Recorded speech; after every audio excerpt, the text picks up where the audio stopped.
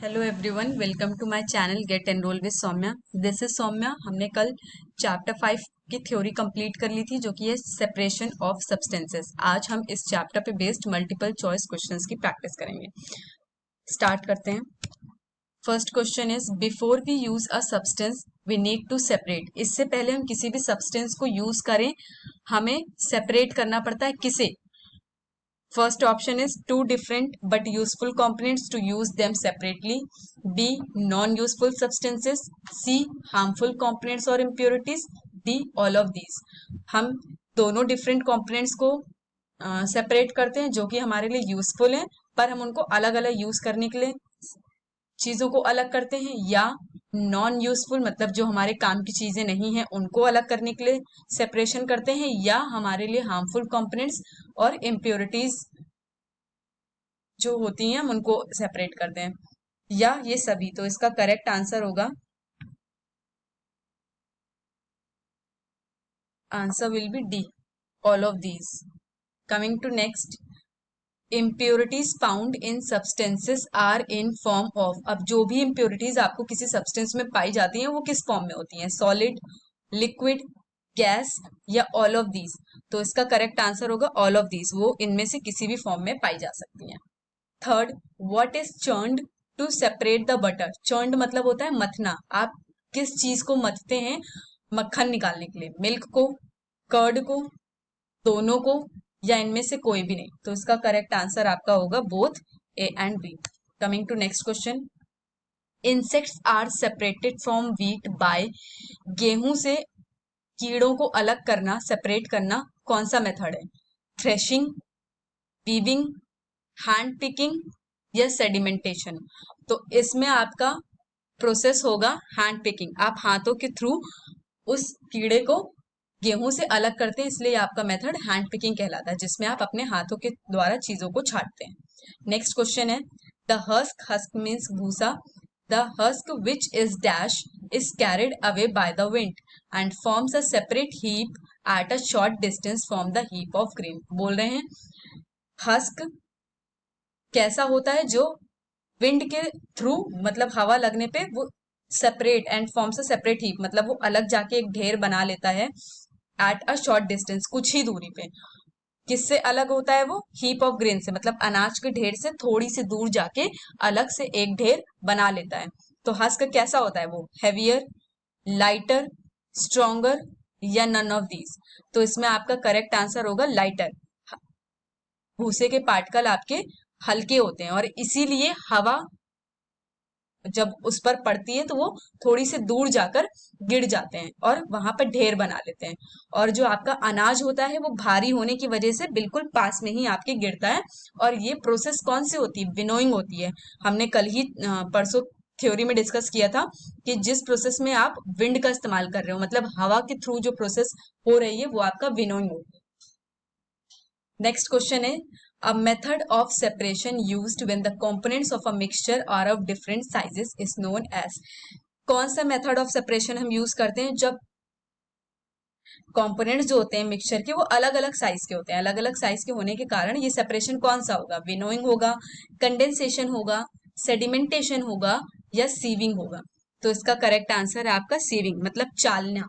आप चाल कर चीजों को अलग अलग कर लेते हो, और ये किस लिए पॉसिबल है? सीविंग आपका वहीं होगा जहां पर आपके कंपोनेंट्स अलग अलग साइज के होंगे। डिटेल्ड थ्योरी आप देख लीजिए तो आपको समझ में आ जाएगा कि सारे प्रोसेस में क्या क्या होता है। हमने डिटेल्ड 2 वीडियो ऑलरेडी डिस्कस कर लिए हैं जो चैप्टर पे बेस्ड है, और उसमें हमने सेपरेशन ऑफ सब्सटेंसेस के बारे में पूरी तरह से डिस्कशन किया हुआ है। Next, the method of separating seeds of paddy from its stocks. अब बीज को अलग करना उसके स्टॉक्स से, मतलब सूखे फसल से बीजों को अलग करना, पृथक करना, आपकी कौन सी प्रक्रिया के अंतर्गत आता है? थ्रेशिंग, विनोइंग, हैंड पिकिंग, या डिसैंटेशन। तो इसका करेक्ट आंसर होगा थ्रेशिंग। थ्रेशिंग में क्या होता है? फसल को आप पटक पटक कर अपने बीजों को, जो अनाज के बीज होते हैं, उसको अलग करते हैं डंठल से, मतलब सूखे पौधे, सूखे फसल आपकी अलग हो जाती है, डंठल डंडी अलग हो जाती है और जो बीज के कण होते हैं वो अलग हो जाते हैं। ये प्रोसेस आपकी थ्रेशिंग कहलाती है। नेक्स्ट क्वेश्चन पे आते हैं। Common salt is obtained from the mixture of salts by, जो आप सॉल्ट यूज कर रहे हैं, कॉमन सॉल्ट नमक हम जो यूज करते हैं वो हम मिक्सचर ऑफ सॉल्ट से कैसे अलग करते हैं? इवेपोरेशन के थ्रू, सेडिमेंटेशन के थ्रू, फिल्ट्रेशन के थ्रू या प्यूरिफिकेशन के थ्रू। तो आपका करेक्ट आंसर होगा प्यूरिफिकेशन। जो नमक का मिक्सचर होता है उसमें से आप खाने योग्य नमक प्यूरिफाई करके ही पा सकते हैं। प्यूरिफाई मतलब जब इंडस्ट्री से भेजा जाता है, आगे की प्रोसेस होती है उसमें, तो वो प्योर खाने का नमक अलग कर दिया जाता है और हमें इस तरह से खाने योग्य नमक प्राप्त हो जाता है। अगले क्वेश्चन पे आते हैं। Which of the following is an example of filtration process? अब इसमें से कौन सा एग्जाम्पल आपका फिल्ट्रेशन प्रोसेस दर्शा रहा है? Separation of mustard oil and water from mixture, या separation of husk from rice, मतलब चावल से भूसे को अलग करने का जो पृथक्करण है वो आपका फिल्ट्रेशन है, या जहां पर मस्टर्ड ऑयल और वाटर के मिक्सचर को अलग कर रहे हैं वो आपका फिल्ट्रेशन है, या तो पनीर निकालना सॉलिड पनीर और लिक्विड के मिक्सचर से, ये है, या ये सभी फिल्ट्रेशन प्रोसेस के अंतर्गत आते हैं। तो इसका करेक्ट आंसर होगा आपका पनीर निकालना। जब आपके पास लिक्विड होता है, मतलब उसमें आपकी सॉलिड पनीर भी होती है और लिक्विड भी होता है दूध फटने पे, तो जब आप सेपरेशन, अब आपको पनीर जब आप अलग करेंगे तो वो प्रक्रिया आपकी फिल्ट्रेशन के अंतर्गत आती है, क्योंकि आप कोई मलमल का कपड़ा या सूती कपड़ा रखकर फिल्टर करेंगे चीजों को। आगे बढ़ते हैं। Threshing is done with the help of, अब थ्रेशिंग की प्रक्रिया किसके द्वारा की जाती है? बुलक्स मतलब बैल के द्वारा, मशीनों के द्वारा, हाथों के द्वारा, या बोथ ए एंड बी? तो इसका करेक्ट आंसर होगा बोथ ए एंड बी। जब आपको ज्यादा मतलब थोड़ा बहुत थ्रेशिंग करना होता है तो आप बुलक्स यूज कर लेते हैं, और जब आपको ज्यादा अमाउंट में ज्यादा चीजें का सेपरेशन करना है, थ्रेशिंग करनी है, तो आप मशीन यूज करते हैं। तो दोनों ही मेथड आपके सही हैं। ये पुराना मेथड है और ये अब हमारा मॉडर्न मेथड है। Separation method which involves blowing of light particles by air, अभी अभी हमने डिस्कस किया था, जहां पर हवा की बात की गई हो या एयर की बात की गई हो, कुछ भी नहीं सोचना है, बस ये प्रोसेस आपकी विनोइंग के अंतर्गत आ जाएगी। नेक्स्ट क्वेश्चन पे आते हैं। The process of setting down of heavier insoluble particles from a mixture, अब बोल रहे हैं आपके पास एक मिक्सचर है, अब उसमें क्या है, जो भारी इनसॉल्युबल पार्टिकल्स है, मतलब जो थोड़े से हैवी हैं, और इनसॉल्युबल पार्टिकल्स है जो घुलने योग्य नहीं है। इनसॉल्युबल मीन्स जो घुले नहीं है, वो पानी की सतह में नीचे बैठ गए। तो ये प्रक्रिया आपकी कौन सी होगी? फिल्ट्रेशन, सेपरेशन, एवेपोरेशन या सेडिमेंटेशन? तो इसका करेक्ट आंसर होगा आपका सेडिमेंटेशन। जब आपका हैवी कंपोनेंट्स नीचे की तरफ, नीचे की सतह में बैठ जाता है, तो ये प्रक्रिया आपकी सेडिमेंटेशन कहलाती है। The process of transferring clear liquid without disturbing sedimentation is, अब सेडिमेंटेशन और डिसैंटेशन, सॉरी इसका करेक्ट आंसर मैं पहले आपको बता देती हूँ, जो कि डिसैंटेशन है। अब ये दोनों प्रक्रिया एक दूसरे से रिलेटेड होती हैं। जब मान लीजिए आपका मिक्सचर में से भारी कंपोनेंट नीचे की तरफ, नीचे सतह में बैठ गया, तो वो तो आपका सेडिमेंटेशन हो गया। अब जो ऊपर का पानी है वो बिल्कुल साफ है, और इस पानी को आप अलग कंटेनर में निकाल लीजिए या उड़ेल लीजिए, तो ये प्रोसेस आपकी हो गई डिसैंटेशन। बिना सेडिमेंटेशन को डिस्टर्ब किए जो आप लिक्विड ट्रांसफर कर रहे हैं किसी और चीज में, वो आपका डिसैंटेशन प्रक्रिया कहलाती है। इसका एक एग्जाम्पल भी हमने डिस्कस किया था कल, आज फिर से बता देती हूँ। मान लीजिए आपने एक ग्लास में आपने पानी में रेत घोली हुई है, और कुछ समय के लिए आप उसको ऐसे ही छोड़ दीजिए। आप कुछ समय बाद देखेंगे कि रेत जो है पानी की नीची सतह में जम जाएगा और ऊपर का पानी बिल्कुल साफ दिखेगा।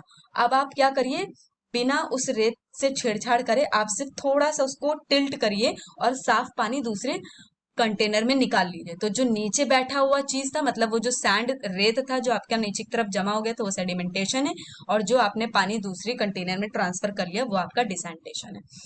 अभी भी नहीं समझ में आया हो तो मैं यही कहूंगी कि प्लीज कल का वीडियो देखिए, ताकि ये चीज आपको क्लियरली समझ में आ सके। आगे बढ़ते हैं। The process of separation of insoluble solid from a liquid by passing the liquid through a filter paper is, अब आप जान सकते हैं, आसान है, फिल्टर पेपर की को यहाँ पर यूज किया गया, तो ये प्रोसेस आपका फिल्ट्रेशन कहलाएगा। फिल्टर पेपर हो गया या कोई कपड़ा हो गया, इसके थ्रू अगर आप चीजों को सेपरेट कर रहे होंगे तो ये प्रोसेस आपका फिल्ट्रेशन होता है।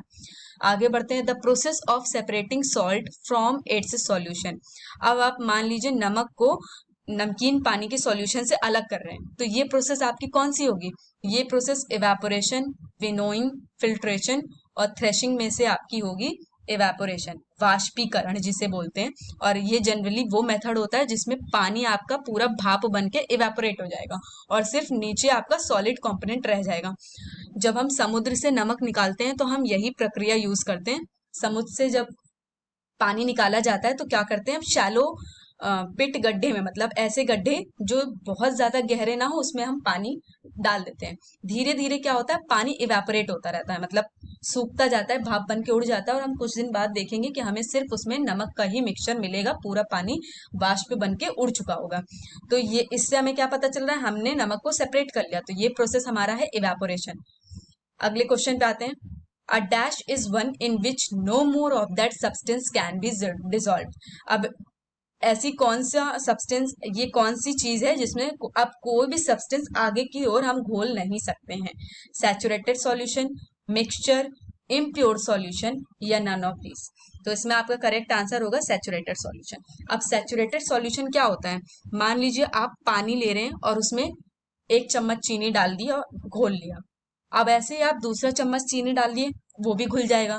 ऐसे ही आप 3, 4, 5, 6 जितने चम्मच आप डालिए चीनी, वो घुलता चला जाएगा। लेकिन एक समय ऐसा आएगा कि अब उसमें कुछ भी घुल नहीं पाएगा, मतलब अब उसकी क्षमता, उस पानी की क्षमता खत्म हो चुकी है कि अब वो और चीजें अपने अंदर डिसॉल्व कर पाए। तो ऐसा सैचुरेशन आपका सैचुरेटेड सॉल्यूशन कहलाता है, जिसमें अब कुछ भी घोलने की, अपने अंदर घोलने की क्षमता नहीं रह गई है। आगे बढ़ते हैं। More of the substance can be dissolve in saturated solution bye evaporation, filtration, heating it या बोथ ए एंड बी। अब मैंने अभी अभी डिस्कस किया कि सैचुरेटेड सॉल्यूशन वो सॉल्यूशन होता है जिसमें कुछ भी घुलने के लिए क्षमता बाकी नहीं रह जाती है। लेकिन अब एक ऐसा तरीका है जिससे आप सैचुरेटेड सॉल्यूशन में भी चीजों को घोल सकते हैं।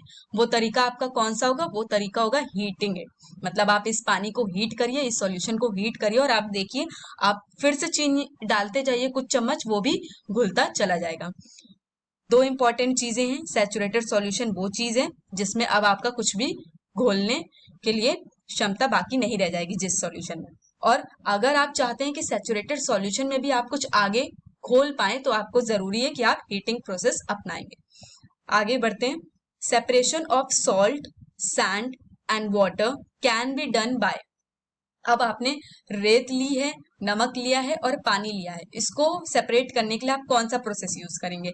डिसैंटेशन करेंगे, एवेपोरेशन या कंडेंसेशन करेंगे या फिल्ट्रेशन करेंगे या ऑल ऑफ दीज? तो यहाँ पर आपका करेक्ट आंसर होगा all of these. Theoretical part में ऑलरेडी मैं डिटेल में डिस्कशन कर चुकी हूँ कि हमने कैसे इन चारों प्रोसेस को यूज किया इन 3 चीजों का सेपरेशन करने के लिए। आगे बढ़ते हैं। The process of conversion of water into its vapour. जब हम पानी को वेपर में, भाप में कन्वर्ट कर रहे होते हैं, तो ये प्रक्रिया आपकी कौन सी होती है? अभी अभी हमने डिस्कस किया था कि ये प्रोसेस आपकी इवेपोरेशन है और इसी प्रोसेस से हमें नमक भी हम प्राप्त करते हैं। लास्ट क्वेश्चन है, the process of conversion of water vapour into its liquid. अब क्या हो रहा है, अब भाप से हमें लिक्विड प्राप्त हो रही है। मतलब पहले आपका चीज भाप है, और अब आपको कन्वर्ट करना है, कर रहे हैं आप उसमें लिक्विड में। तो ये प्रक्रिया आपकी होगी कंडेंसेशन, जो कि इवेपोरेशन का बिल्कुल उल्टा है। इवेपोरेशन में पानी आपका भाप में बदल रहा है, कंडेंसेशन में आपका भाप पानी में बदल रहा है। आज के लिए बस इतना ही। Please don't forget to like, share and subscribe my channel. That's all. Keep supporting. Thank you.